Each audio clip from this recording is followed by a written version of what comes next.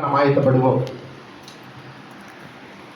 இன்றைய நாளிலும் ஆண்டவர் நமக்கு கொடுத்திருக்கிற செய்தி வாக்குத்தத்தம் நிறைவேறுமா? சொல்லுங்க. ஆமென். வாக்குத்தத்தங்கள் நிறைவேறுமா? ஆண்டவர் என்னென்ன வாக்குத்தத்தம் கொடுத்திருக்கிறாரோ எல்லாமே நம்முடைய வாழ்க்கையில நிறைவேறுமா? வாசிங்க. எபிரேயர் 10ஆம் அதிகாரம் 23ஆம் வசனம். எபிரேயர் புதிய ஏற்பாட்டிலே 10ஆம் அதிகாரம் 23ஆம் வசனத்தை ஒருவர் படிக்கலாம். பக்கம் 307. புதிய ஏற்பாட்டில் பக்கம் 307. வாசிங்க. அல்லாமலும் நம்முடைய நம்பிக்கையை அறிக்கை இடுகிறதில் அசைவில்லாமல் உறுதியாயிருக்க கடவோம். வாக்குத்தத்தம் பண்ணினவர் உண்மை உள்ளவராயிருக்கிறாரே. வாக்குத்தத்தம் பண்ணினவர் எப்படி இருக்கிறாரு? உண்மை உள்ளவராய் இருக்கிறாரே. ஆகையினால் நம்முடைய நம்பிக்கையை அறிக்கை இடுகிறதில் அசைவில்லாமல் உறுதியாய் இருக்க கடவோம். ஏன் இந்த வார்த்தையை இந்த தாசன் எழுதுகிறார் என்றால், சிலருக்கு நம்பிக்கை குறைய ஆரம்பிக்கும். ஆண்டவருடைய வாக்கு நிறைவேற தாமதமாகும் பொழுது, எப்படி ஆபிரகாமுக்கு பிள்ளை பிறப்பது தாமதமாகும் பொழுது ஆபிரகாம் சோர்ந்து போய், ஆண்டவரே அடியனுக்கு என்ன தருவீர் என்று சொல்லி கேள்வி கேட்டாரோ, அவருடைய மனைவிக்கும் பொறுமை இல்லாமல் அவருடைய வேலைக்காரி ஆகாரை எப்படி திருமணம் செய்து கொடுத்தாலோ, அப்படியாக பொறுமையை நாம் இழக்கும் பொழுது, நம்பிக்கையை நமக்கு குறையும் பொழுது, நாம் ஆண்டவர் மேலே சோர்வடைவதற்கு வாய்ப்பு உண்டு, அல்லது வேறு ஏதாவது வழியை நாம் தேடி போவதற்கு வாய்ப்பு உண்டு. இன்று வரையிலும் நான் வேறு எந்த சகாயத்தையும் தேடி போகவில்லை, எந்த மனுஷனுடைய உதவியும் நாடி போகவில்லை. கர்த்தரிடத்தில் மாத்திரம் நான் மன உறுதியாக நிலைத்திருந்து அவருடைய வாக்குத்தத்தம் நிறைவேறும் என்று காத்திருக்கிறேன் என்று இத்தனை பேர் கை வைத்து சொல்ல முடியும். Praise the Lord. ஆமென். உண்மையா இருக்கிறீங்களா? கர்த்தருடைய வாக்குத்தத்தம் நிறைவேறும். ஆமென். ஏன்னா அவர் உண்மை உள்ளவர். சொல்லுங்க. இயேசு உண்மை உள்ளவர். அவர் உண்மை உள்ளவர். வாக்குத்தத்தம் பண்ணினதை நிறைவேற்றுவார். எத்தனை பேர் சொல்றீங்க? அதாவது நீங்க சில காரியங்களை கடைபிடிக்கணும். என்ன தெரியுமா? கண்கள் வார்த்தையை பார்க்கணும். ஆண்டவருடைய வார்த்தையை கண்கள் பார்க்கணும். கண்ணுக்கு பாக்கியம். நாவு வார்த்தையை பேசணும். காது வார்த்தையை கேட்கணும். நல்லா தெரிஞ்சுக்கொள்ளுங்க. இது மூன்றும் ஒன்றாக வேலை செய்யும் பொழுதுதான் அவருடைய வார்த்தை நமக்குள்ளே ஆத்மாக்குள்ளே இறங்கும். கண்கள் வார்த்தையை பார்க்கணும், நாவு அவருடைய வார்த்தையை பேசணும், நாம படிக்கிறது நம்ம காது கேட்கணும், காதுகள் நம்முடைய அவருடைய வார்த்தையை கேட்கணும். இது மூன்றுமே ஒன்றாய் வேலை செய்யும் பொழுதுதான் அவருடைய வார்த்தை ஜீவன், அவருடைய வல்லமை, அவருடைய சாரம் நமக்குள்ளே நம்முடைய ஆத்மாவுக்குள்ளே இறங்கும். இதுல ஒன்று தவறினாலும் வார்த்தை ஆத்மாவுக்குள்ளே போகாது. ஆகவே ஒவ்வொரு முறையும் நீங்க வார்த்தையை கேட்கும் பொழுதும், அதை பார்க்கும் பொழுதும், படிக்கும் பொழுதும் இந்த விதமாக சத்தமாய் நீங்கள் வாசித்து நீங்கள் செய்வீர்களானால் அது உங்களுக்கு மிகுந்த பிரயோஜனத்தை பலனை கொடுக்கும். கேட்டவர்கள் விசுவாசம் இல்லாமல் கேட்டபடினால் அவர்கள் கேட்ட வசனம் அவர்களுக்கு பிரயோஜனப்படவில்லை என்று வேதத்தில் எழுதியிருக்கிறது.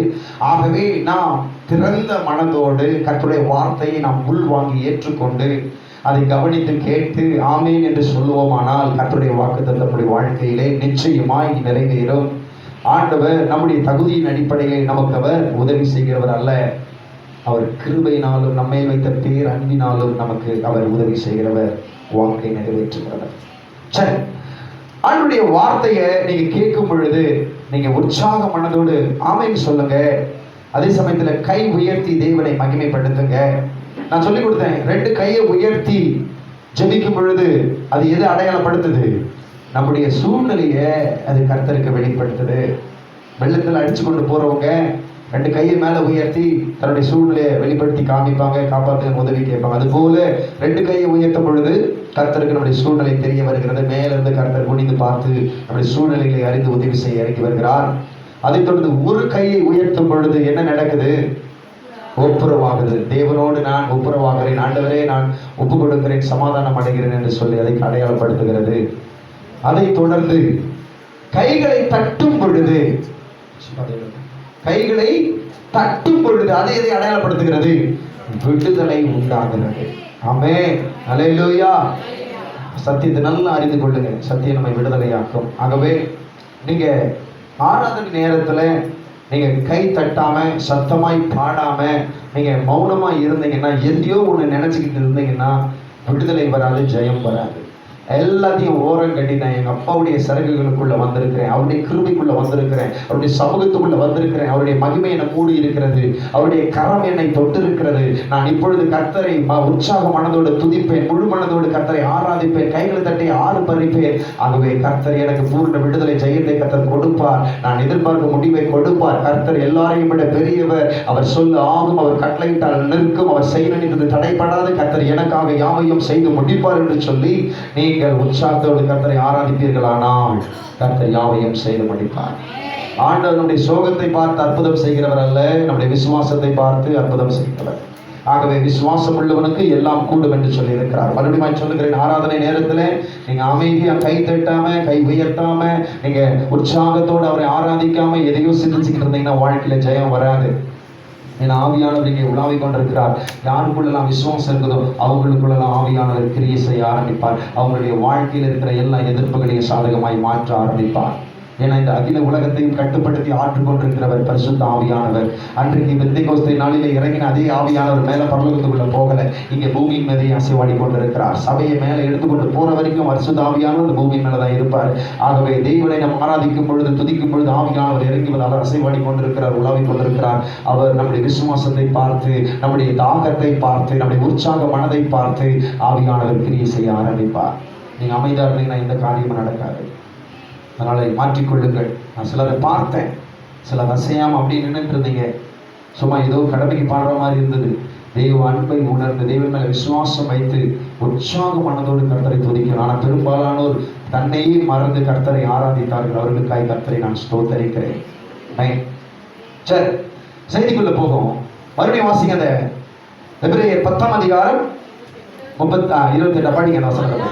அல்லாமலும் நம்முடைய நம்பிக்கையை அறிக்கை இடுகிறதில் அசைவில்லாமல் உறுதியா இருக்க கடவோம். வாக்குத்தத்தம் பண்ணினவர் உண்மையுள்ளவரா இருக்கிறாரே. சரி, அப்ப வாக்குத்தத்தம் கண்டிப்பா நிறைவேறுமா? இப்ப எரேமியா 18ஆம் அதிகாரம் 6 முதல் 10 வரைக்கும் படிங்க. எரேமியா 18ஆம் அதிகாரம், பழைய ஏற்பாட்டுல எரேமியா 18ஆம் அதிகாரம், பழைய ஏற்பாட்டுல பக்கம் 897. இஸ்ரவேல் குடும்பத்தாரே 6 முதல் 10 வரையிலும் இந்த குயவன் செய்தது போல நான் உங்களுக்கு செய்யக்கூடாதோ என்று கர்த்தர் சொல்லுகிறார். இதோ இஸ்ரவேல் வீட்டாரே, களிமண் குயவன் கையில் இருக்கிறது போல நீங்கள் என் கையில் இருக்கிறீர்கள். எல்லாரும் படிங்க. பிடுங்குவேன், இடிப்பேன், அழிப்பேன் என்று நான் ஒரு ஜாதிக்கு விரோதமாகவும் ஒரு ராஜ்யத்துக்கு விரோதமாகவும் சொன்ன மாத்திரத்திலே நான் விரோதமாய் பேசின அந்த ஜாதியார் தங்கள் தீங்கை விட்டு திரும்பினால் நானும் அவர்களுக்கு செய்ய நினைத்த தீங்கை செய்யாதபடிக்கு மனம் மாறுவேன், கட்டுவேன், நாட்டுவேன் என்றும் ஒரு ஜாதியையும் ஒரு ராஜ்யத்தையும் குறித்து நான் சொல்லுகிறதும் உண்டு. அவர்களின் சத்தத்தை கேளாமல் என் பார்வைக்கு பொல்லாப்பானதை செய்வார்களானால் நானும் அவர்களுக்கு அருள் செய்வேன் என்று சொன்ன நன்மையை செய்யாதபடிக்கு மனம் மாறுவேன். இது என்னடா மனம் மாறுவேன்னு சொல்றாரு? இப்ப வாசிச்ச அவசரம் புரியுதா உங்களுக்கு? நான் ஒரு ஜனத்துக்கு ஒரு ராஜ்யத்துக்கு கட்டுவேன், நாட்டுவேன், ஆசீர்வதிப்பேன் என்று நான் சொல்லி அவர்கள் என் பார்வைக்கு பொல்லாப்பானதை செய்தால் நான் அவர்களுக்கு சொன்ன நன்மையை செய்யாதபடிக்கு மனம் மாறுவேன் சொல்றாரு. அப்படின்னா என்ன அர்த்தம்? கர்த்தர் மாறாதவராய் இருக்கிறார்னு இன்னொரு இடத்துல வாசிக்கிறோமே. இங்க மனம் மாறுவேன்னு சொல்றாரு. இப்ப சொல்லுங்க, வாக்குத்தத்தம் நிறைவேறுமா? அப்ப என்ன சொல்ல வர்றாரு? அவர் பார்வைக்கு நலமானதை செஞ்சாதான் வாக்குத்தத்தம் நிறைவேறும் அப்படின்னு சொல்ல வர்றாரா? நீங்க சொல்லுங்க, பதில் சொல்லுங்க, நீங்களும் பேசுங்க.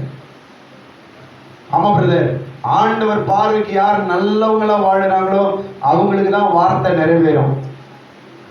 கொஞ்சம் அப்படி இப்படின்னு இருக்கிறவங்க வாழ்க்கையில அவருடைய வாக்கெல்லாம் நிறைவேறாது. சொல்லுங்க சொல்லுங்க, பதில் சொல்லுங்க. ஆண்டவர் பார்வைக்கு நலமானதை செய்யறவங்க, ஆண்டவர் பார்வைக்கு செம்மையாய் நடக்கிறவங்க, அவங்க வாழ்க்கையில தான் வாக்குத்தத்தம் பலிக்கின்றவங்க எத்தனை பேர் கை உயர்த்தி சொல்லி யோசிக்கிறீங்க? சரி, இல்ல பிரதர் 1000 குறை இருக்கட்டும், அவர் சொல்லிட்டார், அவர் செய்வார் பிரதர் சொல்றேன், எத்தனை பேர் கை வருதுங்க? கொஞ்சம் புரியுது. எதுக்கு வம்பு? நம்ம கை தூக்காம இருந்துட்டா அவருக்கு சொல்றாரு. நல்லா தெரிந்து கொள்ளுங்க, நாம வாசித்த இந்த வேத பகுதி என்னன்னு பாத்தீங்கன்னாக்கா பழைய ஏற்பாடு. என்னது பழைய ஏற்பாடுனா என்ன? ஏன்னா அந்த ஏற்பாடுன்ற பாஷை வந்து நாகர்கோயில் பாஷை. ஏற்பாடு, பழைய ஏற்பாடு. அப்போ அதனுடைய அர்த்தம் என்ன? பழைய உடன்படிக்கை. பழைய ஏற்பாடுனா என்ன? பழைய உடன்படிக்கை. பழைய உடன்படிக்கையில இஸ்ரவேல் ஜனங்களுக்கு சொல்றாரு. மறுபடியும் இந்த வசனத்தை படிங்க, 7ல இருந்து படிங்க. எரேமியா 18:7ல இருந்து. பிடுங்குவேன், இடிப்பேன், அழிப்பேன் என்று நான் ஒரு ஜாதிக்கு விரோதமாகவும் ஒரு ராஜ்யத்துக்கு விரோதமாகவும் சொன்ன மாத்திரத்தில் நான் விரோதமாய் பேசின அந்த ஜாதியார் தங்கள் தீங்கை விட்டு திரும்பினார், நானும் அவர்களுக்கு செய்ய நினைத்த தீங்கை செய்யாதபடிக்கு மனம் மாறுவேன், கட்டுவேன், நாட்டுவேன் என்றும் ஒரு ஜாதியையும் ஒரு ராஜ்யத்தையும் குறித்து நான் சொல்லுகிறது உண்டு. அவர்களின் சத்தத்தை கேளாமல் பார்வைக்கு பொல்லாப்பானதை செய்வார்களானால் நானும் அவர்களுக்கு அருள் செய்வேன் என்று சொன்ன நன்மையை செய்யாதபடிக்கு மனம் மாறுவேன். அப்போ கர்த்தர் இஸ்ரவேல் ஜனங்களுக்கு இந்த பழைய உடன்படிக்கையில நீ இப்படி செஞ்சாதான் நான் உன் வாழ்க்கையில அந்த நன்மையை நிறைவேற்றுவேன், அந்த வாக்கை நிறைவேற்றுவேன். ஒருவேளை நீ பொல்லாப்பானதை செஞ்சனாக்கா நான் அந்த வாக்கை நிறைவேற்ற மாட்டேன்னு சொல்லி பழைய ஏற்பாட்டுல பழைய உடன்படிக்கையில் இஸ்ரவேல் ஜனங்களுக்கு அவர் வாக்கு கொடுத்திருக்கிறார். நான் ஏற்கனவே உடன்படிக்கை என்கிற செய்தியை நான் பேசியிருக்கிறேன். ஆதாமோடு செய்யப்பட்ட உடன்படிக்கை எந்த நபர் உடன்படிக்கை? 2 நபர் உடன்படிக்கை. ஆண்டவர் ஆதாமோடு என்ன சொன்னாரு? மரத்தில் இருக்கிற எல்லா கனிகளையும் புசிக்கலாம், இது வாக்கு கொடுக்கிறாரு. ஆனால் தோட்டத்தில் இருக்கிற நன்மை தீமை அறியத்தக்க கனியை மட்டும் புசிக்க கூடாது, கண்டிஷன் வைக்கிறாரு. அது நீ புசிக்கும் நாளில் சாகவே சாவாய், தண்டனை வரும்னு சொல்றாரு. அது 2 நபர் உடன்படிக்கை. அப்போ ஆதாம் ஆண்டவர் வார்த்தையை உடன்படிக்கை மீறினா அதனால அவனுக்கு என்ன வந்தது? தண்டனை வந்தது. அது 2 நபர் உடன்படிக்கை. இப்போ ஆபிரகாமோடு ஆண்டவர் என்ன உடன்படிக்கை செஞ்சாரு? 1 நபர் உடன்படிக்கை. இந்த கானான் தேசத்தை முழுவதுமா நான் உனக்கு தருவேன். இப்ப யோசிச்சு பாருங்களேன், ஆபிரகாமோடு 1 நபர் உடன்படிக்கை செஞ்சார். ஏன்னா ஆபிரகாம் கேட்கல, அவர் தான் தருவன் சொன்னாரு. ஆகவே இப்ப ஆபிரகாம் தப்பு பண்ணாமையா இருந்தார், ஆபிரகாம் பிழை செய்யாமையா இருந்தார் சொல்லுங்க. ஆனா ஆண்டவர் ஆபிரகாம ஆதாமை போல தண்டித்து துரத்தினாரா, இல்ல ஆபிரகாம தூக்கி தூக்கி தூக்கி விட்டு வார்த்தையை கொடுத்து கொடுத்து தேற்றி தேற்றி அவர் வாக்குத்தத்தத்தை நிறைவேற்றினாரா? வித்தியாசம் புரியுதா? ஆதாம் தப்பு பண்ணா துரத்திட்டார் தோட்டத்தை விட்டு, அது 2 நபர் உடன்படிக்கை. ஆனா ஆபிரகாம் கூட மிஸ்டேக் பண்ணாரு. ஆகாரை திருமணம் கட்டினாரு, எகிப்துக்கு ஓடி போனாரு, பொய் சொன்னாரு மனைவி தங்கச்சின்னு, இவ்வளவு காரியம் நடந்தது. ஆனா ஆபிரகாம் ஆண்டவர் துரத்தல. ஆபிரகாமை ஆண்டவர் தேற்றி தேற்றி தேற்றி தேற்றி கைவிடாமல் அவருடைய வாக்குத்தத்தத்தை நிறைவேற்றினார். அப்ப இது எந்த உடன்படிக்கை? 1 நபர் உடன்படிக்கை. அதே மாதிரிதான் ஆண்டவர் இப்ப நம்மோடு புதிய உடன்படிக்கை செஞ்சிருக்கிறாரு. அது எந்த நபர் உடன்படிக்கைன்னு சொன்ன பார்த்தோம்? சொல்லுங்க, 1 நபர். ஏன்னா நாம கேட்கல, அவர் தான் என்ன பண்ணாரு? அவர் நம்மளை தேடி வந்து வாக்கு கொடுத்திருக்கிறாரு. மகனே என்னை பின்பற்றி வா, நான் உனக்கு நித்திய ஜீவனை தருவேன். மகளே என்னை பின்பற்றி வா, நான் உனக்கு பரம காணானை தருவேன். அவர் தான் தேடி வந்து நமக்கு வாக்கு கொடுத்தார். சொல்லுங்க, ஆண்டவரை முதல்ல நாம நேசிச்சோமா, இல்ல ஆண்டவர் தான் முதல்ல நம்மளை நேசிச்சாரா? ஏன்னா வசனம் தான் சொல்லுது, நாம் அவரிடத்தில் அன்பு கூர்ந்ததினால் அல்ல, அவர் முந்தி நம்மிடத்தில் அன்பு கூர்ந்ததினாலே இப்பொழுது நாமும் அவரிடத்தில் அன்பு கூறுகிறோம். ஆமென். அப்போ இது எந்த நபர் உடன்படிக்கை? 1 நபர் உடன்படிக்கை. சரி, நம்ம இப்ப தப்பு செய்யாமையா இருக்கிறோம், பிரதர், நான் 100% ஆண்டவருக்கு கீழ்ப்படுகிறேன் பிரதர். நான் ஆண்டவர் பார்வைக்கு நலமானதை மட்டும்தான் செய்யறேன் பிரதர். நான் யாரையும் திட்டுறதில்ல, யாரையும் குறை சொல்றதில்ல, நான் யாருக்கு விரோதமா எதுவும் பேசுறதில்ல. ஆகவே ஆண்டவர் என்னுடைய வாழ்க்கையில ஒரு வாக்கு நிறைவேற்றித்தான் ஆகணும். ஆக நான் அதற்கு பாத்திரமா இருக்கிறேன் என்ற சொல்ல முடியும். எந்த ஊழியக்காரரும் சொல்ல முடியாது. ஆண்டவரே, உங்க பார்வைக்கு நான் 100% நான் சரியா நடக்கிறேன், அதனால உங்க வாக்கு தத்தத்தை என் வாழ்க்கையில நீங்க நிறைவேற்றி தான் ஆகணும். யாருன்னா போய் கேட்க முடியுமா அவர்கிட்ட? சரி, மோசே போய் கேட்கலாமா? கேட்க முடியுமா அவர்கிட்ட? மோசே போய் ஆண்டவர்கிட்ட, ஆண்டவரே நான் உங்களுக்கு 100% கீழ்ப்படுகிறேன், உங்க வாக்கு தத்தத்தை என் வாழ்க்கையில நீங்க நிறைவேற்றி தான் ஆகணும், கேட்க முடியுமா? ஆனா மோசே ஒரு தப்பு பண்ணாரு. கண்மலையை பார்த்து பேசுன்னு சொன்ன இடத்துல அடிச்சிட்டாரு. அதனால கானான் ஊழி ஆண்டவர் போக விடலை. அந்த வேதம் சொல்லுது, தேவனுக்கு முன்பாக எந்த மனுஷனும் நீதிமான் இல்லை. ஆமென். நியாயப்பிரமாணத்தின் கிரியைகளினால, அவன் செய்கிற நற்செயல்களினால தேவனுக்கு முன்பாக அவன் நீதிமான் ஆக முடியாது. அப்ப என்ன அர்த்தம்? பழைய ஏற்பாட்டுல ஆண்டவர் அவர்களுக்கு செய்வேன் என்று சொன்ன அந்த நன்மையை குறித்து நான் மனம் மாறுவேன் சொல்றாரு. என்ன அர்த்தம்? அது இரு நபர் உடன்படிக்கை. அதனால அவங்க வாழ்க்கையில ஆண்டவர் அப்படி வெளிப்பட்டார். ஏன்னா எதுக்கு அதை எழுதி வச்சிருக்காரு தெரியுமா? நான் உடன்படிக்கை பண்ணிட்டேன்னா அதுல நான் மாற மாட்டேன், அதை செஞ்சே தீருவேன். இஸ்ரவேல் ஜனங்களோடு இருநபர் உடன்படிக்கை போட்டாச்சு. அந்த இருநபர் உடன்படிக்கையில அவர்கள் மாறினார்கள், நானும் மாறினேன்னு சொல்றேன். சரிங்களா? ஆனா ஒரு நபர் உடன்படிக்கையில நாம மாறினாலும் அவர் மாற மாட்டேன். எத்தனை பேர் விசுவாசிக்கிறீங்க? எத்தனை பேர் ஆமென் சொல்றீங்க? எஸ். ஏன்னா நல்லா தெரிந்து கொள்ளுங்க, வாசிங்க 2 தீமோத்தேயு 2ஆம் அதிகாரம் வாசிங்க. 2 தீமோத்தேயு 2ஆம் அதிகாரம் 13ஆம் வசனம். எல்லாரும் படிக்கணும், எல்லாரும் எடுத்துக்கலாமா? ஜீவனுள்ள தேவனுடைய வார்த்தையை ஜீவனில் விதமா வாசிக்கணும். ஒரு நிமிஷம், எல்லாரும் எடுத்துக்கலாமா? 2 தீமோத்தேயு பக்கம் புதிய ஏற்பாடு 292 வாசிங்க. 292 2 தீமோத்தேயு 2ஆம் அதிகாரம் 13ஆம் வசனம். அது படிங்க, எல்லாரும் படிங்களேன். நாம் உண்மை இல்லாதவர்களாய் இருந்தாலும் அவர் உண்மை உள்ளவராய் இருக்கிறார், அவர் தம்மை தாம் மறுதலிக்க மாட்டார். என்ன சொல்ற இந்த வார்த்தை? பவுல் அப்போஸ்தலன் என்ன எழுதுறாரு? தீமோத்தேயுவே, நாம கொஞ்சம் அப்படி இப்படி ஆண்டவர் வார்த்தையை கீழ்ப்படியாம கொஞ்சம் மீறுதல் பண்ணிட்டோம், நம்ம அப்படி இப்படி நடந்துட்டாலும், நாம உண்மை இல்லாம நடந்துட்டாலும் அவர் உண்மை உள்ளவராய் இருக்கிறார். அல்லேலூயா. நம்புறீங்களா? அப்ப அவர் உண்மை உள்ளவராக இருக்கிறார்னா என்ன அர்த்தம் தெரியுமா? என்ன அர்த்தம் தெரியுமா? உன்னை கைவிடவே மாட்டார். அதுதான் அதுக்கு அர்த்தம். அவர் வாக்கு தத்தத்தை உன்னுடைய வாழ்க்கையிலே நிறைவேற்றி தீரும் அளவும், அவர் உனக்கு என்னவெல்லாம் சொல்லி இருக்கிறாரோ அதை செய்து முடிக்கும் அளவும் கர்த்தர் உன்னை என்ன பண்ண மாட்டாரு? ஆட்டவே மாட்டார். ஏன்னா அவர் யாரா இருக்கிறாரு? உண்மை உள்ளவராக இருக்கிறாரு. அதைத்தான் எபிரேய நிர்வாகியில் எழுதுறாரு. என்ன எழுதுறாரு? 10:23 என்ன எழுதுறாரு? வாசிங்க அந்த வசனத்தை.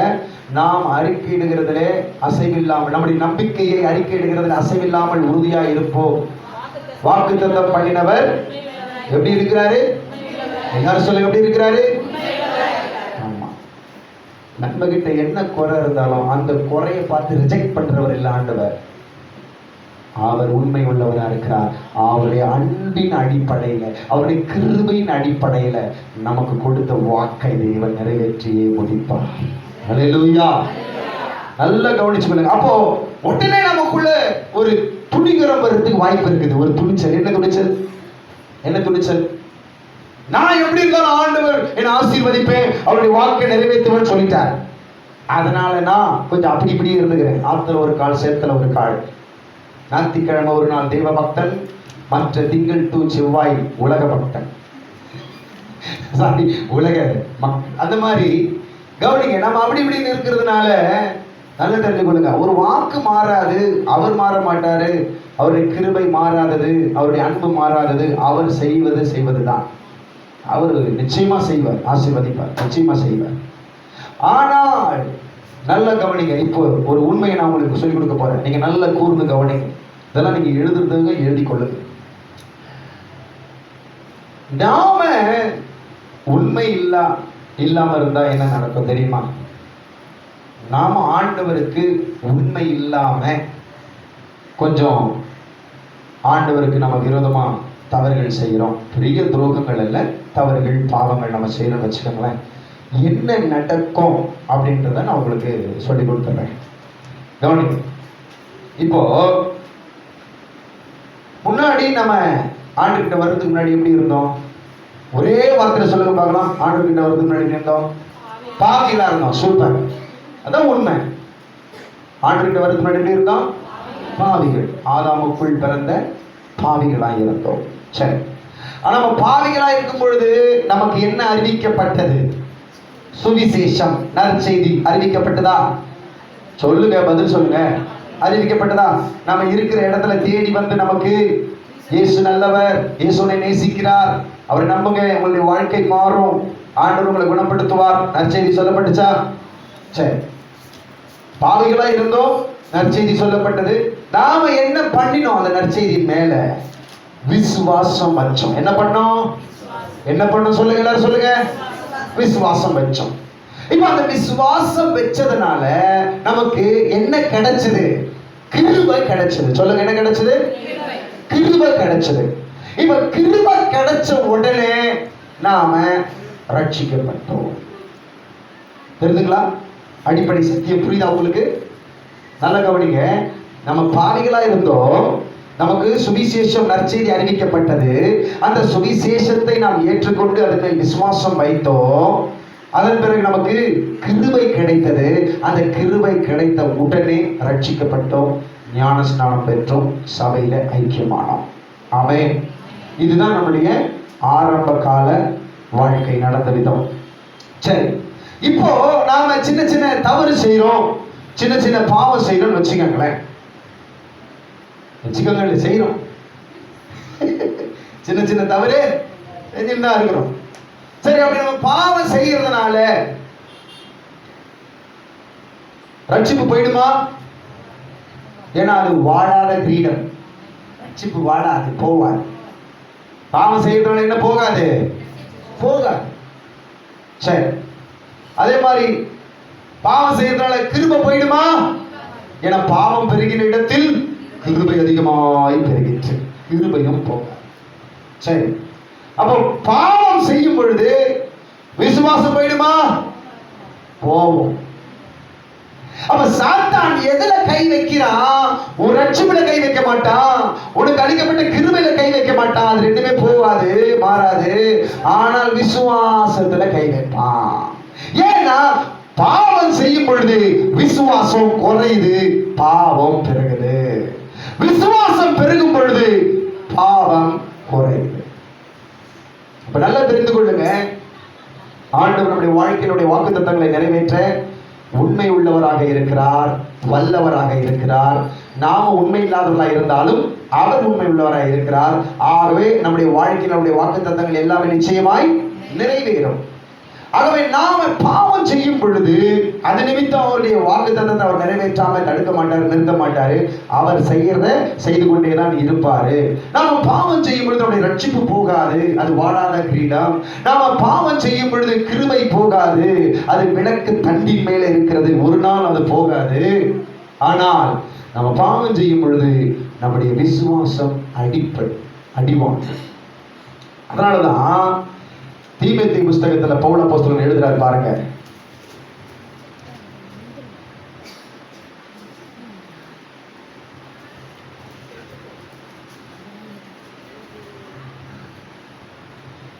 தீமோத்தேயு 1ஆம் அதிகாரம்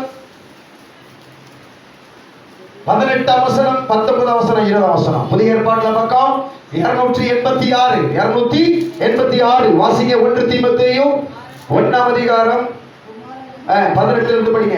குமாரனாகிய தீமோத்தேயுவே, உன்னை குறித்து முன் உண்டான தீர்க்க தரிசனங்களின் கட்டளைகளின்படியே நீ அவைகளை முன்னிட்டு நல்ல போராட்டம் பண்ணும்படி இந்த கட்டளையை உனக்கு ஒப்புவிக்கிறேன். என்ன சொல்றாரு? உன்னை குறித்து தேவனால் சொல்லப்பட்ட அந்த நல் வார்த்தைகளை அது நிறைவேறும்படி அதை முன்னிட்டு, அந்த வாக்குத்தத்தம் நிறைவேறும் முன்னிட்டு, அந்த வாக்குத்தத்தம் உன்னுடைய வாழ்க்கையிலே பலிக்கும் பொருட்டு நீ நல்ல போராட்டத்தை பண்ணு மகனே அப்படின்னு சொல்லிட்டு, நீ விசுவாசமும் நல் மனசாட்சியும். ஏன் இதை சொல்றாரு? விசுவாசம் உடையவனாயிரு, நல் மனசாட்சி உடையவனாயிரு. தேவன் உனக்கு வாக்குத்தத்தம் பண்ணினதை நிறைவேற்ற போகிறாரு. உன்னை குறித்து முன் உண்டான அந்த தீர்க்க தரிசன நல் வார்த்தைகள் எல்லாம் உன் வாழ்க்கையிலே நிறைவேற போகுது.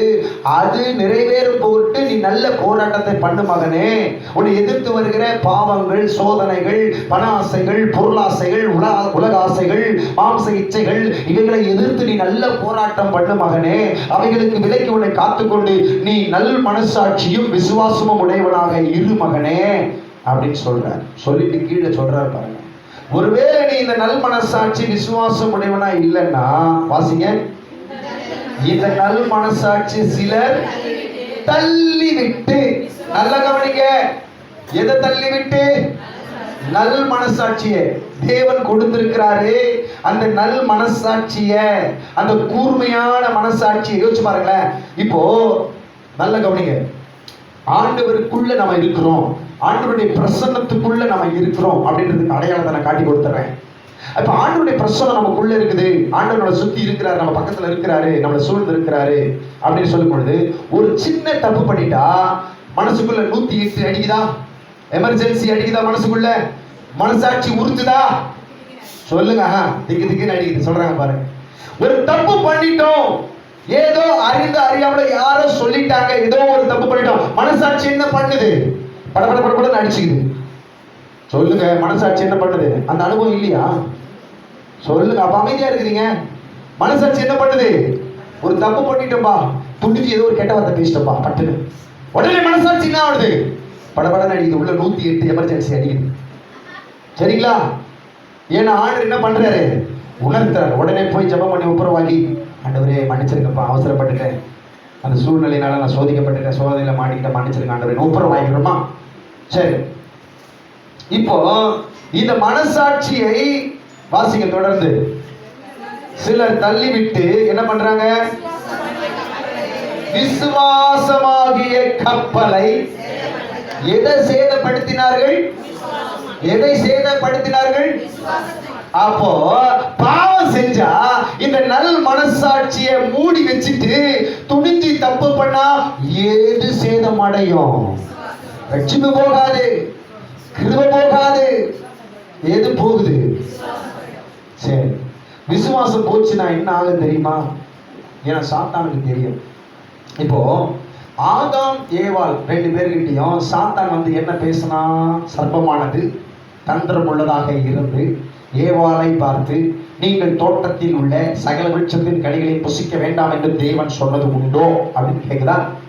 உடனே அந்த அம்மா, இல்ல எல்லா கனிகளையும் புசிக்கலாம், ஆனா தோட்டத்தை நடுவே இருக்கிற நன்மை தீமை அறியத்தக்க கனியை மட்டும் தொடர்பு புசிக்கவும் வேண்டாம் என்று தேவன் சொன்னார் அப்படின்னு சொல்லுச்சு. சொன்ன உடனே சாத்தான் என்ன சொன்னா? நீங்கள் அந்த கனியை புசிக்கும் நாளில் சாக மாட்டீர்கள், உங்கள் கண்கள் திறக்கப்பட்டு தேவர்களை போல் மாறிவிடுவீர்கள், அதாவது கடவுளை போல் மாறிடுவீங்க அந்த அப்படின்னு சொல்லுச்சு. இப்ப கவனிங்க, சாத்தான் வந்து நேரடியா, நல்ல கவனிங்க, நேரடியா தேவன் உங்க வளர்ச்சியை தடுக்கிறாருமா, நீங்க அந்த பழத்தை சாப்பிட்டீங்கன்னா அவரை போல மாறிடுவீங்கன்னு அவருக்கு தெரியும், அதனாலதான் அவர் உங்க வளர்ச்சியை தடுக்கிறாரு, அதனாலதான் அந்த பழத்தை சாப்பிட வேணாம்னு சொல்லி இருக்கிறாருன்னு இன்டைரக்டா மறைமுகமா வந்து சர்ப்பம் பேசுது, சாத்தான் பேசலாம். நல்ல கவனிங்க, நாம என்ன சொல்ல வரான்னு தெரியுதா? தேவன் கெட்டவர்னு சொல்ல வரான் சாத்தான். ஏன்னா உங்க வளர்ச்சியை அவருக்கு பிடிக்கல, உங்க வளர்ச்சியை அவருக்கு பிடிக்கல, அது தடுக்கிறார். அந்த பழத்தை சாப்பிட்டு நீங்க கடவுளை போல மாறிடக்கூடாதுன்னு தான் அதை சாப்பிடக்கூடாதுன்னு சொல்லியிருக்கிறாருன்னு சொல்லி அந்த சர்ப்பம் ஏவாள் மனசுல தன்னுடைய விதையை போடும். என்ன சொல்லும்? இதுக்கு முன்னாடி ஆதாம் ஏவாள் அந்த பழத்தை என்ன பண்ணல? சாப்பிடல. ஏன் சாப்பிடல? தேவனுடைய வார்த்தையின் மேல விசுவாசம் வச்சிருந்தாங்க, அதனால சாப்பிடல. இப்ப சாத்தான் வந்து அதை புசிக்கும் நாளில் கண்கள் திறக்கப்பட்டு தேவதை போல மாறிடுவீங்க அப்படின்னு சொன்ன உடனே இப்போ ஆண்டவர் வார்த்தை மேல இருக்கிற விசுவாசம் போச்சு. யார் மேல விசுவாசம் வந்துருச்சு? சாத்தான் சொன்ன வார்த்தையின் மேல விசுவாசம் வந்துருச்சு. அப்ப என்ன நடக்குது தெரியுதா உங்களுக்கு? ஆண்டவருடைய வார்த்தையின் மேல விசுவாசம் போகுது, அதைத்தான் சாத்தான் கிரியை செய்கிறான். ஆண்டவருடைய வார்த்தையின் மேல இருக்கிற அந்த விசுவாசத்தை எடுக்கிறதுக்கு தான் சாத்தான் கிரியை செய்கிறான். ஏன்னா அவனுக்கு தெரியும், விசுவாசம் என்பதுதான் இவர்களுக்கு ஆணி வேரா இருக்கிறது. இந்த வேரை பிடிக்கிட்டா இவங்க மேல இருக்கிற கிருபை அபிஷேகம் எல்லாம் போயிடும் தெரியும் அவனுக்கு. உண்மை புரியுதா உங்களுக்கு? உண்மை புரியுதா? சாத்தான் என்ன பண்ண வரா? உங்களுடைய ரட்சிப்பை தொடமாட்டான், உங்களுடைய கிருபையை தொடமாட்டான், ஆனால் உங்களுடைய விசுவாசத்தை தொடுவான். எப்படி தொடுவான்? ஆண்டவர் வார்த்தையின் மேல நீங்க வச்சிருக்கிற அந்த நம்பிக்கை விசுவாசத்தை அவன் அப்படியே திருப்பி விட்டு அவன் வார்த்தையை நம்பும்படி செய்ய வைப்பான். இப்போ ஆண்டவர் வார்த்தை மேல விசுவாசம் இருக்கிற வரைக்கும் கனியை புசிக்கிற ரெண்டு பேரும். ஆனா ஆண்டவர் வார்த்தை மேல இருக்கிற விசுவாசம் போயிடுச்சு, சாத்தான் சொன்னதை நம்பின உடனே கனியை பறித்து புசிச்சிட்டான். அப்ப நல்லா தெரிந்து கொள்ளுங்க, பாவம் எப்படி உள்ள வருது, நம்ம பாவம் செய்யறதுக்கு எப்படி இடம் கொடுக்கிறோம்னா ஆண்டவர் வார்த்தையின் மேல நம்பிக்கை குறைவா இருக்குது. ஆண்டவர் சொன்ன, மகனே மகளே, நீ பாவம் செய்யும் பொழுது உன்னுடைய விசுவாசம், உன்னுடைய நல் மனசாட்சி சேதமடையுது, உன் படகுல ஓட்ட விழுது. உன் படகுல ஓட்ட விழுதா கொஞ்சம் கொஞ்சமா தண்ணி உள்ளே ஏறி உன்னுடைய கப்பல் மூழ்கிடும். அதே மாதிரிதான் உன்னுடைய கிருபை அபிஷேகம் ரட்சிப்பு எல்லாம் போறதுக்கு சாத்தான் சின்னதா ஒரு ஓட்டையை போட்டு விடுறான். பாவம் என்கிற அந்த காரியத்தை செய்ய வச்சிடறான். ஆகவே உன்னுடைய விசுவாசமாகிய கப்பலை சேதமடையாம நீ காத்துக்கோ. எப்படி காத்துக்கணும் சொல்லுங்க மறுபடியும்? பாவம் செய்யாம. பாவம் செஞ்சா படகுல என்ன விழுது? ஓட்ட விழுது. கொஞ்சம் கொஞ்சமா தான் ஏறும், உடனே எல்லாம் முழுகாது. அப்போ தவறு செய்யும் பொழுது, ஆண்டவருடைய வார்த்தையை மீறும் பொழுது மனசாட்சியை துடிக்கும், அடிக்கும். உடனே போய் தேவனிடத்துல என்ன பண்ணுங்க? அறிக்கையிட்டு ஒப்புரம் வாங்கிட்டு. ஆனா அந்த மனசாட்சிய சிலர் தள்ளி விட்டுட்டாங்க. அந்த மனசாட்சி அவங்களுக்குள்ள இருந்து அவங்க செயல்படுறதுக்கு இடம் கொடுக்கல அப்படின்னு சொன்னாங்க. என்ன நடக்கும் தெரியுமா? வாசிங்க எபிரேயர் 3ஆம் அதிகாரம். எபிரேயர் 3ஆம் அதிகாரத்துல 12ஆம் வசனம் படிங்க. எல்லாரும் எடுத்துக்கொள்ளுங்க. பக்கம் 300, புதிய ஏற்பாட்டுல 300ஆம் பக்கத்துல எபிரேயர் 3:12 படிங்க. சகோதரரே சகோதரிகளே, ஜீவனுள்ள தேவனை விட்டு விலகுவதற்கு ஏதுவான அவிசுவாசமுள்ள பொல்லாத இருதயம் உங்களில் ஒருவனுக்குள்ளும் இராதபடிக்கு நீங்கள் எச்சரிக்கையாயிருங்கள். அப்ப ஜீவனுள்ள தேவனை விட்டு விலக செய்வது எது? அவிசுவாசமுள்ள பொல்லாத இருதயம். அப்போ ஆதாம் ஏவாளுக்குள்ள என்ன வந்துச்சு? அவிசுவாசத்தை சாத்தான் புகுத்திட்டான். அதனால தான் ஜீவனுள்ள தேவனை விட்டு விலகி போனாங்க. அவங்களுக்குள்ள பொல்லாத இருதயம் வந்துருச்சு. நல்ல கவனிங்க. விசுவாசம் இருக்கிற வரைக்கும், ஆண்டவருடைய வார்த்தையின் மேல அந்த நம்பிக்கை இருக்கிற வரைக்கும் அவங்களுக்குள்ள விசுவாசமுள்ள இருதயம் இருந்துச்சு, எந்த சேதமும் இல்லை. ஆனால் எப்ப விசுவாசம் போச்சோ அப்பவே அவிசுவாசம் உள்ள வந்துருச்சு, பொல்லாத இருதயம் வந்துருச்சு. தேவனை விட்டு பிரிஞ்சு போயிட்டாங்க. இப்ப சொல்லுங்க, தேவனை விட்டு பிரிக்கிறது எது? அவிசுவாசம். அவிசுவாசம் எப்படி வருது? ஆண்டவருடைய வார்த்தையின் மேல நம்பிக்கை இல்லாம உலகம் சொல்றதையும் மனுஷன் சொல்றதையும் சாத்தான் சொல்றதையும் நம்ப ஆரம்பிக்கும் பொழுது அவிசுவாசம் உள்ள நுழையுது.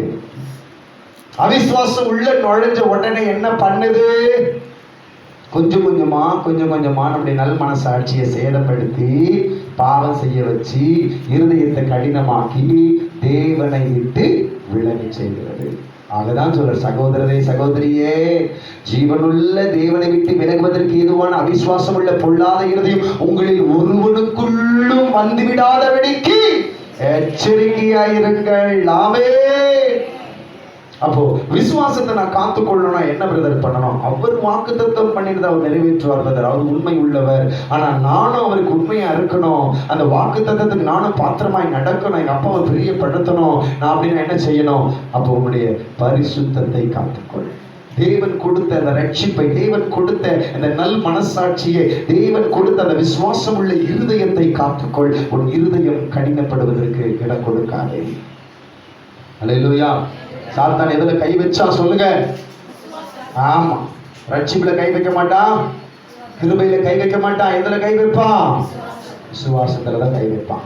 இப்போ நீங்க சொல்லுங்க, நமக்கு வாக்குத்தத்தம் பண்ணினதை அவர் நிறைவேற்ற உண்மை உள்ளவராய் இருக்கிறாரே. ஆமென். சரி, இப்ப நாம ஆண்டவர்கிட்ட வர்றதுக்கு முன்னாடி எப்படி இருந்தோம்? ஆமென். எல்லாரும் சொல்லுங்க, எப்படி இருந்தோம்? பாவிகளா இருந்தோம். நமக்கு என்ன அறிவிக்கப்பட்டது? நற்செய்தி, சுவிசேஷம் அறிவிக்கப்பட்டது. அதன் மேல நம்ம என்ன ஆனோம்? விசுவாசம் உள்ளவர்கள் ஆனோம். சொல்லுங்க, எல்லாரும் சொல்லுங்க, என்ன ஆனோம்? விசுவாசம் உள்ளவர்கள் ஆன பிறகு நமக்கு என்ன கிடைச்சது? கிருபை கிடைச்சது. கிருபை கிடைச்ச பிறகு நம்ம என்ன ஆனோம்? ரட்சிக்கப்பட்டோம். ஆமென். இப்ப ரட்சிக்கப்பட்ட நாம மறுபடியும் பாவம் செய்ய முடியுமா? செய்ய முடியும். எப்படி செய்ய முடியும்? பாவ உலகத்துல தானே இருக்கிறோம். சொல்லுங்க, பாவ உலகத்துல தான் இருக்கிறோம். பிசாசுங்க தானே இருக்கிறான். ஆண்டவர் பிசாச நரகத்துக்கு அனுப்பல. அப்போ பாவ உலகத்துல இருக்கிறோம், பாவ பிசாசு இருக்கிறான். நம்ம மறுபடியும் பாவம் செய்யறதுக்கு வாய்ப்புகள் உண்டு. பாவம் செய்கிறோம், அநேக விஷயங்களில் நாம தவறு செய்கிறோம். யாருமே இங்க 100% பர்ஃபெக்ட் கிடையாது. சரிங்களா? அப்ப எல்லாருக்கிட்ட என்ன இருக்குது? குறைகள் இருக்குது, பாவம் இருக்குது. யாராவது சொல்ல முடியுமா? யாரையுமே நான் திட்டுறதே கிடையாது, ஒரு வார்த்தை கூட திட்டுறது கிடையாது. சொல்ல பாருங்க, இருக்கலாம். யாராவது சாதுவா இருக்கிறவங்க கூட அவங்கள கோவப்படுத்திட்டா திட்டிடுவாங்க. அப்ப என்ன அர்த்தம்? அநேக விஷயங்களை நம்ம என்ன பண்றோம்? தவறு செய்யறோம். ரட்சிக்கப்பட்டுட்டோம், ஆனாலும் பாவம் வந்துடுது, பாவம் செய்யறோம். ஆனால் பாவம் வந்த உடனே இங்க மனசாட்சி என்ன பண்ணும்? நமக்கு அடிக்கும், 108 அடிக்கும். உடனே என்ன பண்ணணும்? நாம தேவ சமூகத்துல போய் தாழ்த்தி ஒப்புரவாகி மன்னிப்பு கேட்டுறணும். இதுதான் நல்லா தெரிஞ்சு கொள்ளுங்க, இதுதான் நல் மனசாட்சியை காத்து கொள்ளுவது. ஆனா ஆண்டவர்கிட்ட ஒப்புரவாகி மன்னிப்பு கேட்காம தொடர்ந்து அப்படி துணிகரமா போனா என்ன நடக்குது? விசுவாசமாகிய கப்பலை சேதப்படுத்துறாங்க. கொஞ்சம் கொஞ்சமா அவங்க பழக, அவங்க வாழ்க்கை, விசுவாசம் முழுக ஆரம்பிக்குது. அப்புறம் ஒன்னொன்னா போக ஆரம்பிக்கும். கிருபை போகும், அபிஷேகம் போகும், ரட்சிப்பு போகும். அவங்கதான் கர்த்தரை மறுதலித்து பின்வாங்கி போனவர்களாய் மாறுறாங்க. இப்ப நல்லா தெரிந்து கொள்ளுங்க, ஆண்டவர் கொடுத்த இந்த நல் மனசாட்சி, இந்த ரட்சிப்பு விசுவாசத்தை நீங்க காத்து கொள்ளணும்னு சொன்னாக்கா பாவம் வராம இருக்காது, வரும். ஆனா தேவனிடத்துல உடனே என்ன பண்ணுங்க? அறிக்கையிட்டு ஒப்புரவாகிடுங்க. அல்லேலூயா. எத்தனை பேருக்கு சத்தியம் புரியுது? நாம் உண்மை இல்லாதவர்களாய் இருந்தாலும் அவர் உண்மை உள்ளவராய் இருக்கிறார்.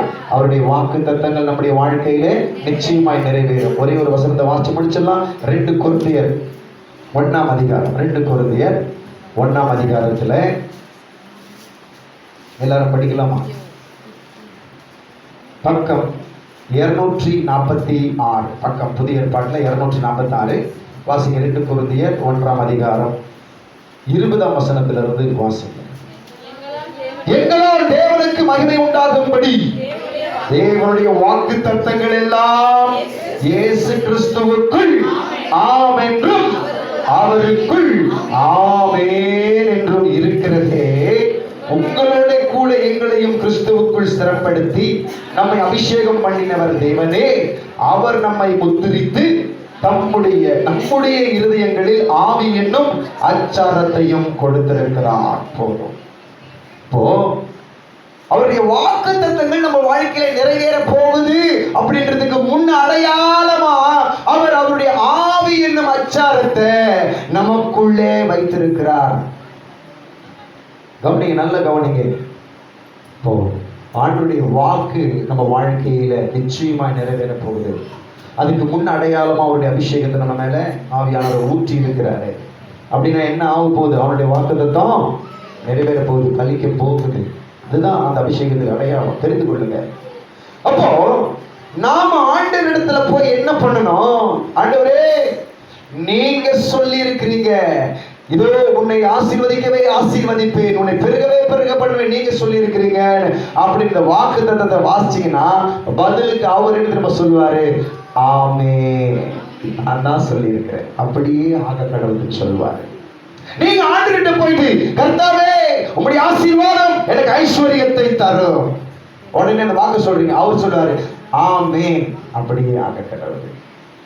உங்களுடைய தலைமகனால் நாங்கள் குணமாகி இருக்கிறோம், போய் சொல்லுங்க, அவர் சொல்லுவார் ஆமென், நீ குணமாகிட்ட. அப்ப அவருடைய வாக்கு தத்தங்களை அவர்கிட்ட போய் என்ன பண்ணுங்க? வேதத்தை திறந்து சத்தமா வாசிங்க. உங்க ஜெப அறையில நீங்க நின்னோ முழங்கால் படிட்டு பைபிளை திறந்து, இதெல்லாம் ஜீவனுள்ள வார்த்தை.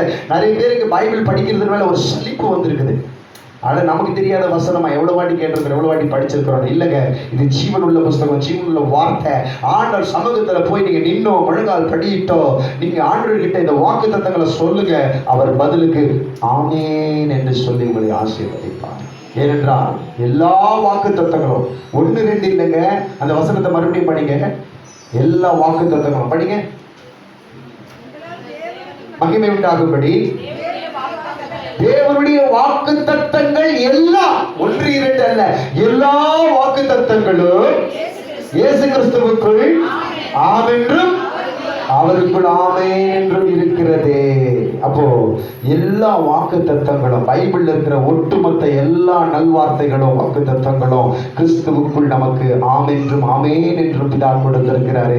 நீங்க போய் தேவ சமூகத்தில் அந்த வாக்கு தத்தங்களை சொல்லும் பொழுது, நானும் என் வீட்டார் அனைவரும் ரட்சிக்கப்படுவோம் என்று வாக்கு கொடுத்திருக்கிறீர்கள் ஆண்டவரே அப்படின்னு சொல்லும் பொழுது அவர் ஆமென் என்று சொல்லுவார், அப்படி ஆக கடவுது என்று சொல்லுவார். அல்லேலூயா.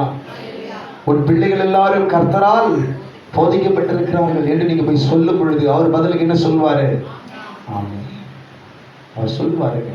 நீங்க சொல்லி பாருங்க, ஆண்டவர் சமூகத்துல போய் அவருடைய வாக்கு தத்தங்களை அறிக்கை பண்ணி பாருங்க.